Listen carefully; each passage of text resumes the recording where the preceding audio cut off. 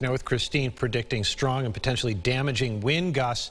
Saturday night, RG&E is asking customers to be prepared for the worst. Christian Garzone was out in Webster earlier today over on Plank Road to talk with RG&E and what they're doing to get ready for this windstorm. He joins us now with the latest. Christian. Well, Adam, Sarah Warren of RG&E says tonight is a good idea to make sure you have candles, your flashlights are in working order, and your electronics are fully charged. She says given the nature of this event tomorrow, it's tough to predict any outages right now. She says RG&E has 1,800 resources ready to go for the weekend across the state, with 500 of those resources right here ready to respond should an outage happen. In addition to stocking up on emergency supplies, she says it's a good idea to take any loose lawn gear or Christmas decorations inside for the time being.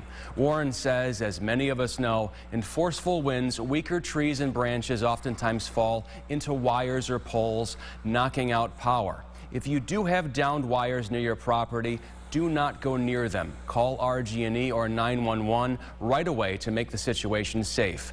Warren says tomorrow RG&E will have everyone out working to fix any outages and keep the community safe. We definitely encourage customers to stay inside. If they see a downed wire, stay away from it. Everyone should treat downed wires as live.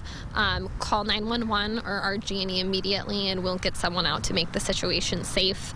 Same thing with if you see a tree branch hanging on a wire, do not attempt to touch it. The wire could be live and it's a very dangerous situation. She says now is a good idea to sign up for outage alerts on the RG&E website to be ready for tomorrow. We're in for a wallop. Adam, back to you. All right, great advice, Christian. Thank you. The city of Rochester put out a statement today saying they'll have staff and resources on standby for any issues, and they have been in contact with RG&E.